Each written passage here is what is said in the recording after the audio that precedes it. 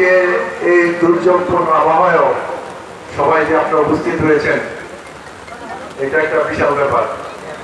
এবং আজকে এখানে আমাদের সভাপতি, আমাদের সাবেক চেয়ারম্যান লতিফ মামা, আমি যখন বিদেশে পড়তাম মার সাথে আসতাম, হাজি সাহেবের বাসায় আগে যেতাম, তারপর আমরা বাসায় গিয়ে তারপর আমরা চলে যেতাম। আর ছিল আর একজন ভদ্রলোক মারা গেছেন,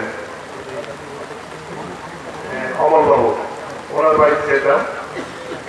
তখন এইভাবে দেখতাম যে কিরকম ভাবে পরিবেশ, কিন্তু খুব দেরি হলেও আমাকে আসতে বাধ্য হয়েছিলাম। যেমন কারণ নগরকান্দা তখন 17 ইউনিয়ন নিয়েছিল, সেখানে নেতা ছিল কিন্তু মাত্র 6 জন, যারা সবকিছু ভোগ করত, যা আসবে ভোগ করে কিন্তু মানুষের কাছে পৌঁছাইত না। বাকি নেতারা জীবন দিতেছে পার্টির জন্য, কিন্তু তাদেরকে কাছে যেন আসতে দিত।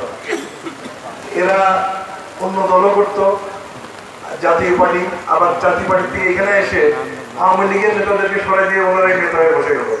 এবং ইলেকশনে যদি খারাপ রেজাল্ট দিত, বাড়িতে একটু কান্না করে বলতে যে মানুষগুলা দেখায় কখন মনাবে, এত রাস্তা করে, তবুও তারা ভোট দিল না।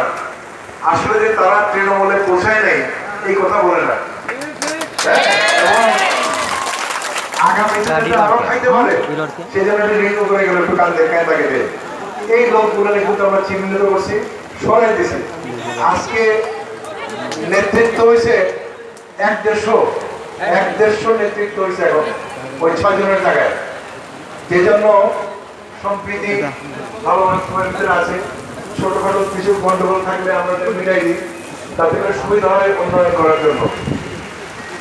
এখানে আজকে আমাদের এই প্ল্যানের সাথে ভাঙার সাইকেল সাহেবের মাধ্যম দিয়ে 2 থানার থেকে পুলিশ ভাইরাও, তারাও তাদের একদিনের বেতন দিয়েছে আমাদের এই পরিবেশে। আজকে